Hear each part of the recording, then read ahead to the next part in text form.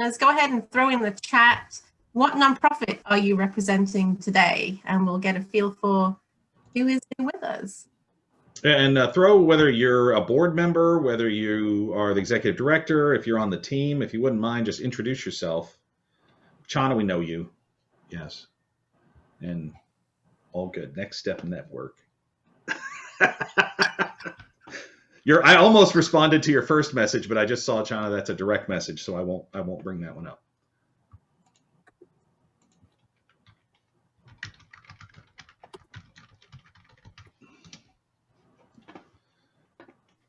Okay, we've got Louisville Pride Foundation. Welcome. Becca from Kids Cancer Alliance. Louisville Visual Art. Awesome. Mattingly Edge. Boys and Girls Haven. Welcome, Amanda. And Ashton from River Heritage Conservancy. Awesome. Yeah, if you're just popping in, go ahead and introduce yourself and your organization in the chat room. We'll get started here in just a minute. And it sounds like some of you know each other, so feel free to say hi to some old friends in there too. Oh, I see Rick on the call, current member of the Leadership Louisville class of 2021, best class ever is my understanding. That's a true statement. Happy New Year. Happy New Year too. Oh, and Bernard's in the we got two members of the 2021 class. Bernard from Goodwill Industries. Oh, Janie's in here, and she's saying 2020 was the best class. 2020 can definitely claim to have been the longest class ever. I think that one was like 18 months long or something like that. I'm not sure.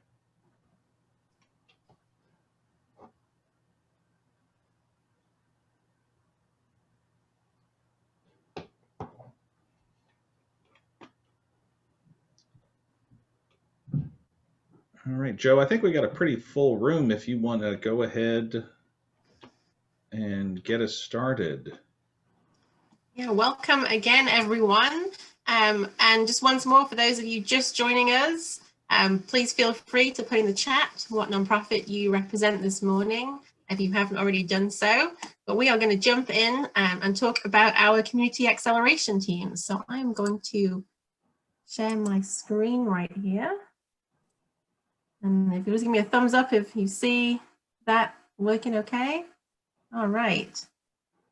So, community acceleration teams, been around for, this is our new branding. If you haven't heard this before, you may be more familiar with us talking about our programs Ignite Louisville and Encore Louisville. In fact, more of our programs than that serve our community, our civic engagement programs really work to elevate Louisville. And we have rebranded the work we do in our teams to the Community Acceleration Team. So if you had a team several years ago, this may be new language to you, but it is the same program. I want to introduce ourselves first, so you know who you're talking to. So I am Joe. I am the Leadership Development Manager at the Center, and I oversee the Ignite program and work on Bingham Fellows along with my colleague Aaron. And then I also oversee the CAT process. And here with us also this morning is Mr. Aaron Miller. Thanks, Joe. I am the Director of Community Leadership for the Center. So you'll see me helping lead the Leadership Louisville flagship program along with Zuri Johnson from our team. The Encore Louisville program, which is our senior leaders, we'll talk more about that. And then Joe and I tag team on Bingham Fellows, which I saw Doris in the room also as one of our Bingham Fellows alum. So good to see you again, Doris, as well. So thanks everybody for being here. It's great to make new friends. If you're not familiar with the center, it's great to have you on the call. Thank you, Aaron. And also I saw that Aaron just put in the chat to feel free to add questions. So yes, I'll just echo that. If you have questions as we go through, go ahead and throw them in the chat. If I notice them as we're going, I'll address them as we go. But otherwise, we'll make sure we cover everything at the end if we miss anything as we're going along.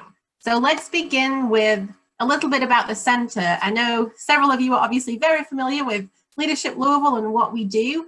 And for those of you who maybe this is your first introduction to the center, we've been around for over 40 years. We really work to elevate our community, to work with individuals, give them leadership development skills to help them personally in their careers, but also to go out and get involved in the Louisville community. So our purpose to do that is inspire and equip leaders to do better and to be better. And we really live by that mantra. How we do it is through our 5 civic engagement programs. So you may have heard of other leadership programs, especially if you are a transplant, you've lived in another city. There are leadership programs all over the country, like Leadership Chicago, Leadership Charlotte, and we are the same. We're our own separate standing nonprofit. And we have a flagship program, Leadership Louisville, which is where it all began. Most leadership programs have that flagship program. However, we have expanded far beyond that. We now have those 5 civic engagements, and we've 2 years ago also added the Leadership Green Room. And so this is more 1- and 2-day trainings for personal development rather than the longer civic engagement programs that serve outwardly towards the community. The community acceleration teams really work with what you see in the mustard color and the red or orange color there, the Encore Louisville and the Ignite Louisville programs. So let's jump in and see what we're going to discuss this morning. So we're going to cover what are the teams, what would you expect from a team, what could be an outcome from a team, and we'll go through some sample projects so you can see some real outcomes and maybe help you start thinking about what a team could do for your nonprofit. And then we'll also talk about specifically how to apply for a team and some tips on the best ways to submit that proposal. So let's start with introducing a CAT. So on average each year, our teams help between 25 and little over 30 projects. It is constantly growing, so we do expect that number to increase as we move forward. You'll see in 2020 just how valuable these programs can be to the community at large. So high value, a lot of it is in kind, but there's also a lot of cash value that the teams are able to bring to the nonprofits that they serve. The most important question, perhaps, what do the teams do? If you had a team, what would they do for you? Well, there are 2 very different opportunities. We have advisory teams, which work more in the sense of being consultants for your nonprofit, and we have more project-based teams. So this would be more tangible results and outcomes such as events, programs. So just looking through this list, you can see some examples of what the advisory teams have worked on. So board development, more structural challenges. They can set you up for strategic planning. They can do SWOT analysis, and they work with the leaders in the organizations, mentoring, planning for sustainability. Anything that you would hire a consulting firm to do, these individuals can do that for you. And then moving over to the project teams, so we get a lot of requests for marketing, total rebranding, so new websites, logos, maybe a marketing campaign, an awareness campaign. New events is a big one. Same thing with new programs or new initiatives. It's always something that the team is creating for you that you do not have when you begin the program. Planning for growth. And we've also had teams work on alumni boards and YP boards as well. These are just some examples. There isn't a hard and fast rule. If you need it, apply for it, and a team can usually pull that off. But we also want to touch on what teams don't do. And so here are some examples. So fundraising, and there are some exceptions to this. Teams are not fundraisers in the sense of making cold calls for you, knocking on doors, just purely raising dollars. However, if you think about that example of new events, so if you needed a new event it's a big gala, or it's a small monthly events that run through the calendar. If those events are fundraising in nature and they raise money for your organization, then absolutely, they would be raising funds for you through that new event. But it's just not standalone development work that a team would do.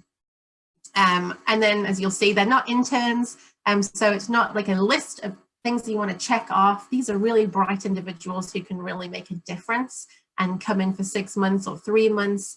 And so the more you can leverage their creativity and their ideas and their passion, better your outcomes would be. It's important to know the length of the project, so each opportunity is different. Your advisory team would work with you for 3 months, and they have 4 different cycles throughout the calendar year. So you'll see beginning January, April, July, and October. If you're applying right now, you would be applying for a team in either January or April. The current process feeds those 2 windows. And for a project team, it's a bit longer. They need more time to actually be able to deliver those results to you, those outcomes. So they run from April to October, and from October back through April. And the current application, of course, is feeding the teams that will begin in this coming April. Actually, Joe, because of COVID, we're starting in March, so our calendar is a little bit off right this second. So actually, this one would start in March. Yes, yeah, the team will start in March. I believe you'll be connected with them in April, but yes, Aaron's right. We're a little off because of COVID this past year. And so, who are these individuals?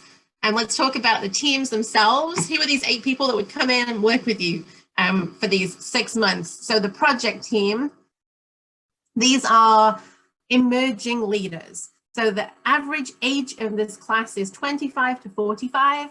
Your team would have about 7 to 8 individuals on it. We split them into 6 teams. And they are considered usually rock stars in their own companies. So they've been nominated to go through this program because they're seen as on the fast track to leadership. And so there's something in them that's been noticed, and they've been nominated for Ignite Louisville, which is great news for your nonprofit, because this means that these are some of the top individuals who are up and coming in the community. And they work with us for 6 months. So for 6 months, they're in a program where they are receiving personal development and tools, which at the same time, those same 6 months, they're working with you in your nonprofit on that project work. And so the idea is they put those new tools they're learning, those new skills to work for you, to develop them themselves, but it also benefits the community as well. And so then we're going to tell you about the other team, the advisory team. I'm going to hand it over to Aaron, who leads this program, to talk a little bit about Encore.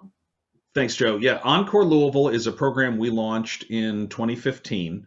It is a best practice around the country, and it takes some of our most talented senior leaders, many of whom have retired from maybe their primary career and have gone into a consulting role. Some are just fully retired, and some have not yet retired, but this is their way of giving back to the community. They're almost all alumni of other Leadership Louisville programs over the course of their career.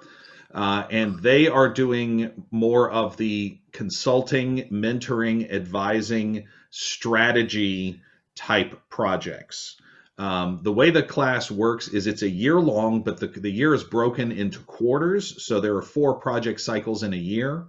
Teams are 3 to 5 folks. And Joe, I don't know if you mentioned, at the moment, a lot of this work is being done virtually. We'll get back to in person as soon as that is safe. But I can tell you from the last year, and the data we gave you on 2020 was predominantly virtual projects. So we have found great success doing this work in virtual spaces. But Encore Louisville is one of the most incredible groups of people you would ever get a chance to meet. And the work they are doing, even though it is shorter term and it's more on the strategy and mentoring and consulting side, is invaluable. Thank you, Aaron. And yeah, just to reiterate, two very different opportunities, very different groups of individuals, but both of them are equally valuable. You would not get a group of seasoned professionals to come in for 3 months for probably less than, I don't know, we keep getting feedback of 10 grand minimum, that the value that the Encore participants are able to give to their nonprofits. So fabulous opportunity to work with these individuals. Same thing with Ignite, really high energy, able to pull off a lot in 6 months. I'm always in awe at how much they're able to do for nonprofits in their short period of time. And I'll add too, because I didn't say this, it's true for Ignite and Encore. There is a variety of skill sets and backgrounds on these teams. So there might be some lawyers, there might be some HR folks, some marketing people, some people that work in the nonprofit space, some people that work in government. It's there's a little bit of everybody in terms of who would be on the team. In Encore, there's going to be some former CEOs of for-profit, nonprofit, big company, small company. Encore, I mean, Ignite, totally a variety of skill sets present. And so let's talk about exactly what they can do. So some sample projects. You really can get a feel for actual outcomes that could maybe work for you as well. So here is an Ignite team. They've called themselves the nonprofits. You let them pick a name. So they worked with a Louisville youth group, and what they did was they gave them brand new website. I think their logo was also redesigned perhaps. They redesigned their space. I'm going to show you a photo in just a second. They have like a communal space for people to hang out in, and it was kind of tired and outdated, and they were able at no cost to the nonprofit to completely redesign that. And then you see some other things that they were able to deliver as well, and they also were able to give them some publicity by doing a ribbon cutting of the new space as well. So here is the space before and after. Incredible transformation that they were able to deliver for that small nonprofit. And then also here's the ribbon cutting, and you'll see Councilwoman Sexton Smith and Mayor Fisher attended, and they were able to get some good media coverage and some nice promotion for the nonprofit through that event as well. So that's just one example. Here's another one. This team worked with Inside the Lines, and they also did phenomenal work for the nonprofit. They found a actual location. This nonprofit was just bouncing around using gyms that were available at the time, and they actually found them a gym to use. They negotiated the rent, I think, down from something like $1,200 to $200 a month, around about there, to make it possible.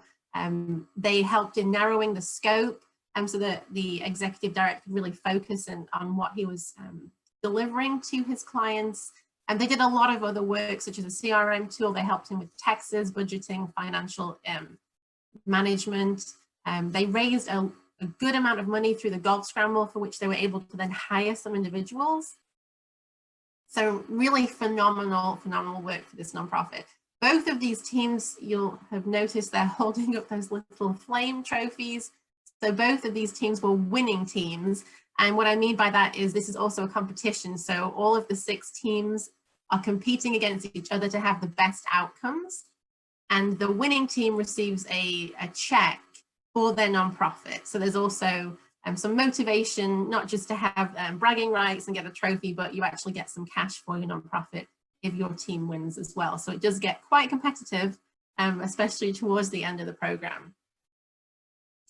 And now I'm going to hand back over to Aaron, and we'll talk a little bit about the advisory teams. Yeah, we have a couple of samples to share with you. One team worked with an organization in Southern Indiana that is a recovery focused nonprofit that had some struggles. They had a partially built space that they had not had the opportunity to raise the money to finish. There was a need for some board engagement. They helped them develop a story to recruit new board members, to help go back out to funders. They looked at financials. They found some issues to help them with and help put them on a path to sustainability. So some really invaluable work for this organization they were able to do. And if you want to go to the next one, Joe, we had the Louisville Cardinal student newspaper lost funding, and there was a board of directors of that student organization that needed some help. And we had the former editor of Business First in the Encore class. So you can see Tom in the picture there. They helped create some pathways to sustainability for the organization, increase the visibility of the paper on campus, helped create better connections amongst the university community, and then also advised on creating some paid staff positions and worked on board bylaws and board governance. So you can see they can do a little bit of everything. This is just a couple of examples, but these advisory teams have taken on every opportunity and challenge that you can think of.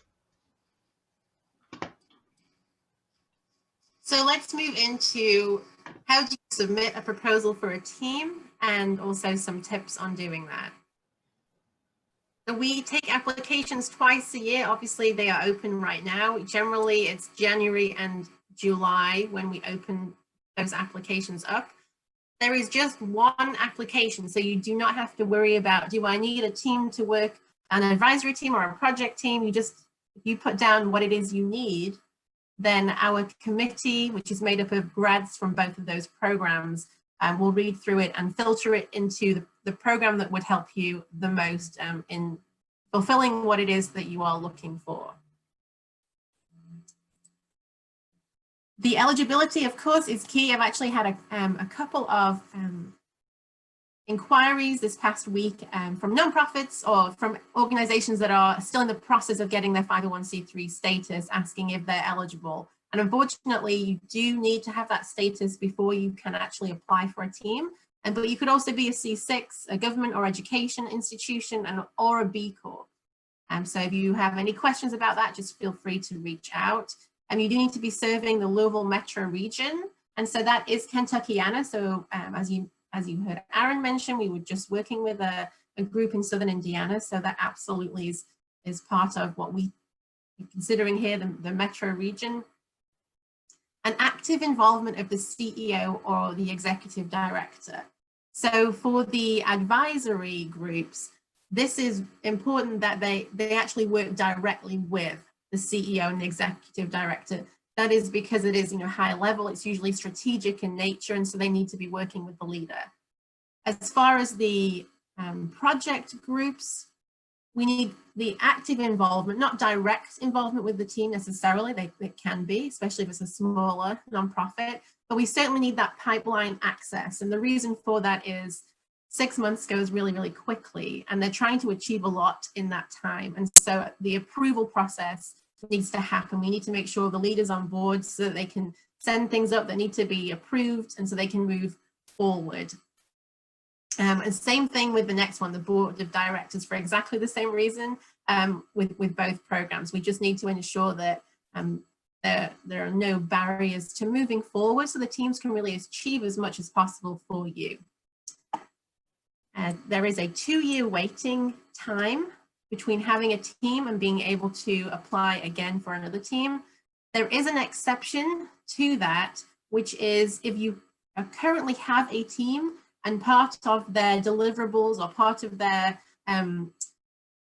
suggestions is to have the other kind of team. So if your Encore team that you currently have, as part of their outcomes, they say you need an Ignite team to actually bring to life the consulting and the project work that we have determined that you need. You now need an Ignite team to help you carry that out. We would then allow an application to an Ignite team immediately, and vice versa too. We've actually had Ignite teams who, as part of their deliverables, have submitted an application for an Encore team. So in those cases, you can go straight to the other type of team, but without that, there is that 2-year waiting period. And then, of course, willing to put the time in to make it a success. The teams do an awful lot of work, but they do need to check in with you and meet with you and keep you updated. So there is some time commitment on the nonprofit's part as well. And then let's jump into where is it, the application. It's all located on our website. This is just a screenshot. So if you go to our website, you'll see that bar at the top with who we are, programs, green room, and that's at the top of the bar at the website. If you hover over who we are, it will drop down and you'll see how we help nonprofits as one of the options. And on that page, you'll see all of the ways that the Leadership Louisville Center, through all of our civic engagement programs, work with the nonprofit community. So you'll just need to scroll down and look for that cat logo, that nice bright red and green logo, and that will then take you to the application itself. So the application, the proposal, is a lot like applying for a grant. I'm sure many, if not all of you, have filled in something similar to this, where we just ask for your general basic information. And then there are a few essay questions. And when I say essay, they're really just a couple sentences. It's not something that should take a huge amount of time to fill out, especially if you know what it is you need. This should just take a short amount to get it filled in. So we ask for one sentence, what could a team help you achieve? And then explain that in more detail. And then we ask if you've taken any action or are thinking about that, what is it? And the outcomes, what would the outcomes that you'd like to see? What is the desired end state? And then a yes or no question. Are you open to their input, even if it deviates from the issue you describe? So we hope that's always a yes. And this is because sometimes when teams get in, and they're all, as Aaron said, from different career backgrounds. So you have a lot of different perspectives coming in, and maybe they have some innovative ideas that are different solutions that maybe you envisaged. So are you open to maybe the scope of the project or the direction changing slightly, depending on what they find when they get in? And then here are some tips. And number one, couldn't be more important, sell your organization and your mission. And so especially if you are serving a population that other nonprofits also serve, what makes you different? What gap are you filling? And so you know that, you know why you're critical, but tell us, tell the committee, what makes you different and why should they care about your mission and want to help you succeed by giving you this team? And then it also helps to focus on the thing you're trying to overcome rather than that checklist, like the intern checklist that we touched on earlier. And again, the scope often changes. Teams, depending on if there are no barriers in terms of approval or just issues that they or you come across, they typically are able to achieve more than you would think on the front end. But that will also depend on how fast they're able to get up and running with you. And then other documentation we ask for, and this is typically if you get through to the next round, we want to see your 501c3 letter. We have an online form for the board chair to say that they are aware of it and they are in support of the application, and your 990, and either an audited budget statement, or if you do not get audited, we know it's quite restrictive financially for smaller organizations, just a budget overview is absolutely fine. And then let's talk about the timeline. So obviously they are open right now. You have until the 18th of January to submit an application. And despite what it says on the clock here, it is midnight on the 18th that you can apply until. And then when would you get a team? So we showed you the windows and when the next ones would feed, but the next step in the application process after you submit the online form, it goes through the committee, excuse me, and then you are invited, if you get to the second round, invited to pitch in person to the teams. As Aaron mentioned, we have been working remotely, particularly with the advisory group, so it could be an online pitch. We have had online pitches in 2020, and so we would let you know what it's going to look like. For the 26th of January would be your in-person pitch for an advisory team. March 22nd would be your in-person pitch for a project team. So go ahead and mark those dates down, and we hope to see you on one of those dates.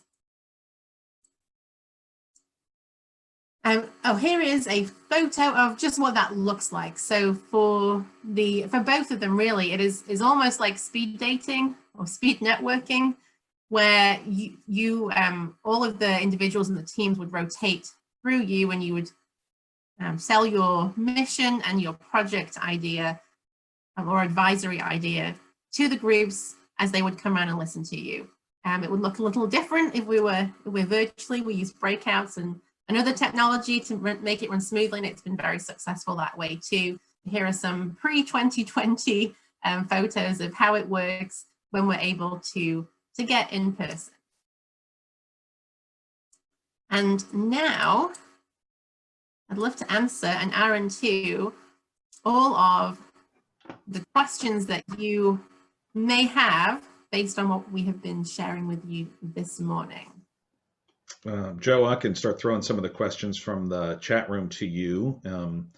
First one is, what does support of the board mean? Do you need a statement from the board? I think that came in before you said there was the statement from the board, but if you want to expand on that a little. Yes, so support of the board just means we need the board chair to send us that letter just to say they're aware of the application and support the fact that you're applying and would be on board with, if you've got a team, to expedite requests, allow them to come to the board meeting if necessary, to pitch ideas and things like that. I will say an exception to that in some cases, especially with the advisory teams. If the board is the problem, if a board is disengaged, if a board is not supporting the organization the way you want, and the issue is we need help with board development, you can just say, would prefer not to ask for board involvement on this, and we are able to work with you on that. The real issue is we want to make sure if a team's going to come to you with solutions, if your board doesn't even know you have a team, that has been problematic in the past. Joe, who manages the team? I'm guessing manage from the nonprofit side is the question. So that is entirely up to you.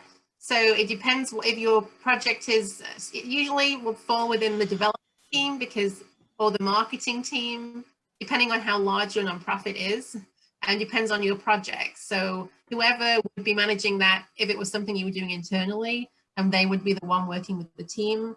Smaller nonprofits, the executive director often manages the team, or their second in command perhaps. But I think it would really depend on who makes most sense for you on your end, depending on what the project is and who can oversee that. But having one person is ideal to be able to be the liaison with the team, so that they have one person to check in with, and that person can then go back for approval or anything else that's needed. Yeah, the higher level the person is in the organization, the greater the chance the team is going to pick your project. Because if you send an intern to represent you, they're going to want to work with someone much higher up because there's less levels to get through to get decisions made. Joe, question, some of the outcomes we described on the projects were all over the place, from a CRM to a HR to space renovation. So how do they, how would a project that varied be described in an application? That's a great question. So for that particular example, it was not that large in the application. So we mentioned that earlier that the scope may change and teams may be able to do more for you than you expect in the beginning. And that's really what happened with that team.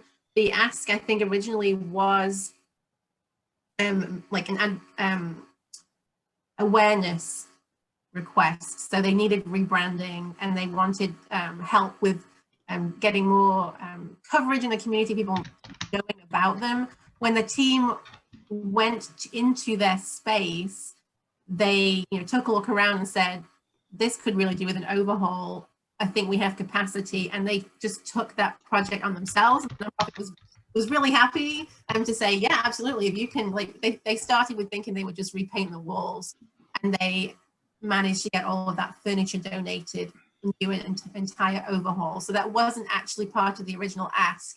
It was just a need that the team saw. And that often happens once they get to know you and you really share with them about your mission and the issues you're having. If they have capacity, they're usually really willing to go above and beyond to do the extra that you need. And that's really what happened in that case.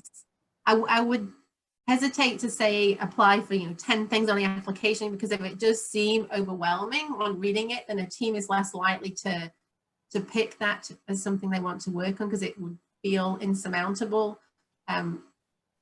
But it doesn't have to be just one thing. It can be a couple different things. It's more interesting if it's not just one thing to work on, but I wouldn't put like 5 to 10 requests in the application, because that's going to make it just seem too large of a task.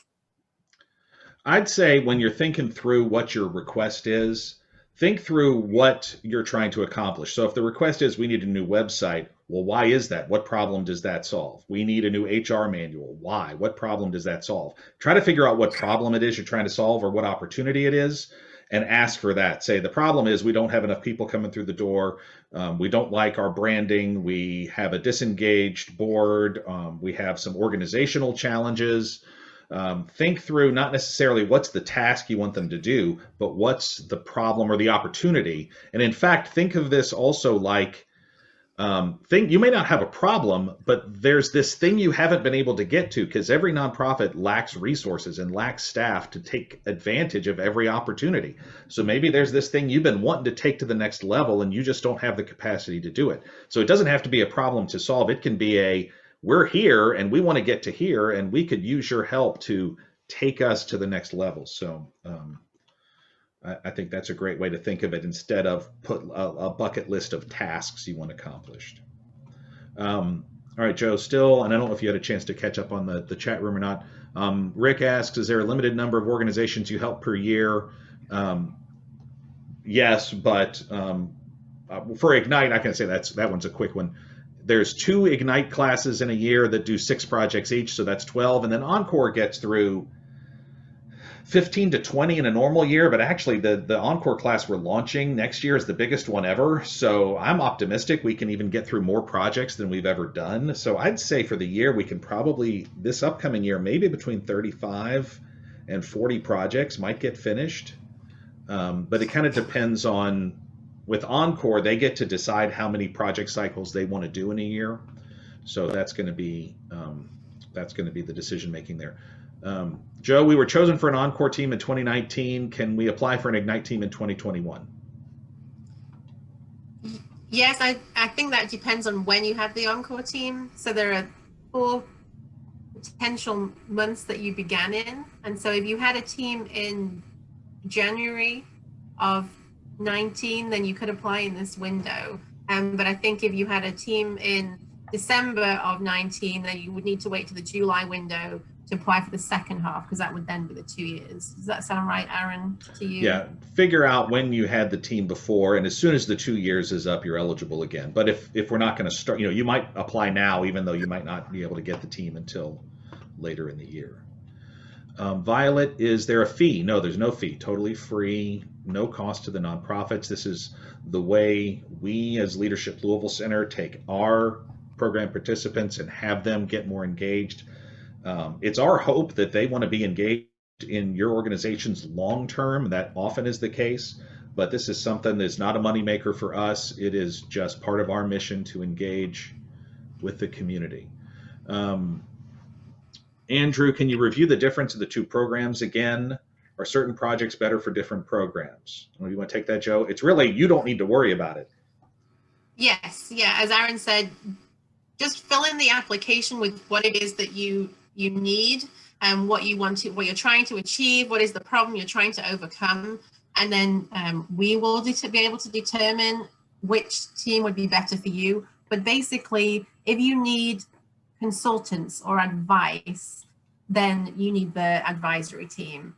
If you need something that has a tangible deliverable outcome, So a new website, an event, a program, a handbook, then you need a project team. Hope that helps. Yeah. So are we the matchmaker? Yes, exactly. We, not just Joe and I, there's a committee of our participants that helps us figure it out. And I will note, again, the calendar's a little wonky because of COVID. We are going to start projects about a week after the deadline. So be on alert that if you do submit a proposal, you could get a call within a couple of days saying, yes, we have an opportunity for you to make a pitch to the program. So just be on the ready. Will you be sharing the recorded video after this meeting? Yes, Joe will follow up via email. And I posted the link a little bit further back in the chat to our website, to the application.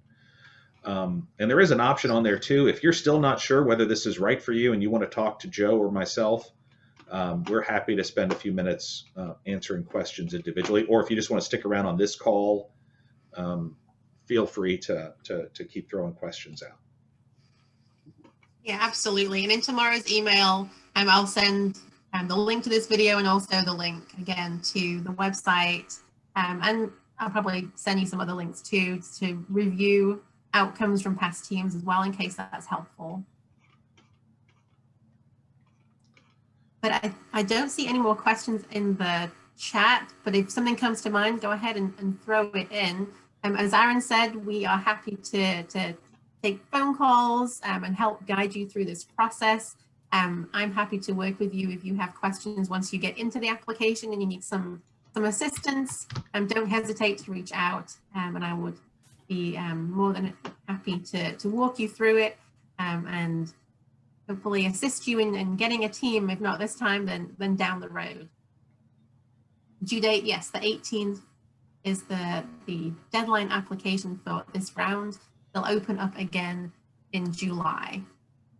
Oh, Anthony from Inside the Lines is on the call. We were talking about you, Anthony.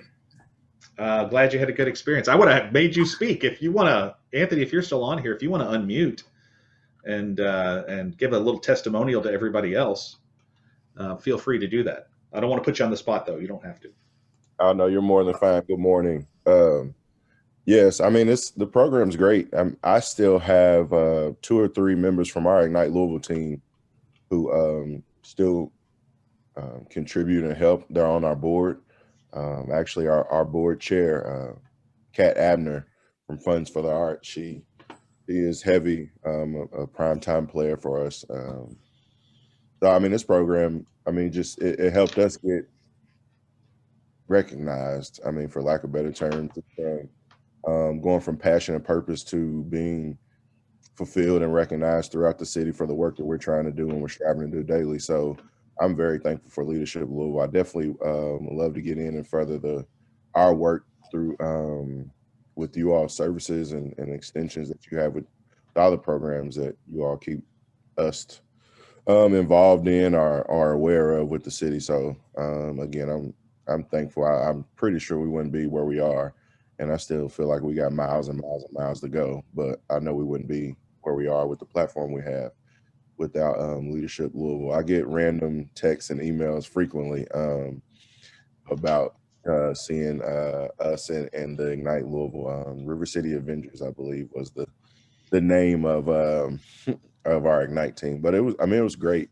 And it's a great deal of satisfaction that people are able to recognize you through a program, whether you have a small name, big name, huge project, or a developing project. So I'm always thankful, and I always want to stay involved with Leadership Louisville. And I definitely intend on getting Inside the Lines back involved, because that advisory definitely sounds like somewhere we need to be, especially, dealing with the pandemic and coming out of it, hopefully coming out of it very, very soon.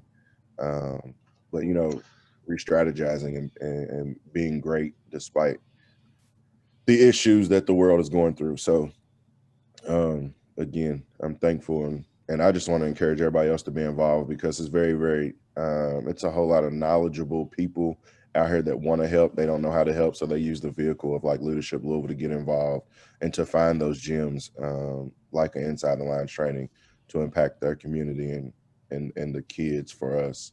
That's what we're all about. So people want to get involved. They just need to learn a way. So feel free to make yourself known, apply. I know that, I had no idea what I was getting myself into when I applied. It was a resource that was given to me. We applied. I seen someone said in the comments, you're a matchmaker. Absolutely. Joe will reach out and give me advice as far as what may be good for us and how we go forward. And here we are. So I'm thankful. So I appreciate it always. So everybody else get involved. Even if it doesn't come around this time, you'll get the opportunity to get in next time. I feel like they won't let anyone fail, for lack of a better term. So I appreciate it. Thank you. Thank you, Anthony. And we appreciate you too and all of the great work that you're doing in the community. So thank you for that. And thanks for that great testimonial. And so I do see a couple more questions coming through. Just really quickly, when do we know if we'll be invited to the speed dating on the 26th? It will depend how many applications we receive in terms of how long it will take the committee to go through those and rank them and decide which ones will be invited. So it will definitely be a few days after the 18th to allow them time to read through all those. But I imagine it'll be, what do you think, Aaron, a couple? I'm hoping by midweek. The 18th is a Monday, so I'm hoping by Wednesday, Thursday, we'll let people know, because the 26th is the following Tuesday. And we know that's a short turnaround, and COVID kind of screwed up our calendars a little bit. So that is a tight turnaround. But we're going to do our best to make it available. And I'll just let you know, if you submit, it would be about an hour on the morning of the 26th, usually about 11, I think, and it'll be a Zoom call that we're going to do. So if you just want to hold, maybe between 10 and noon on the 26th, in case you get invited to participate in that, that's likely when that meeting would be.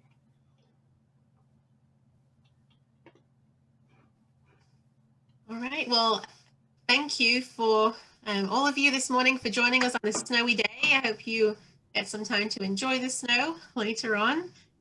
Please be careful and don't slip the ice. Again, if you need anything, if you have any further questions, please don't hesitate to reach out to us. Look out for that email tomorrow with the follow-up and the links. And we hope to be able to serve your organization with a team in 2021. So please have a great rest of your day, and we'll be in touch tomorrow.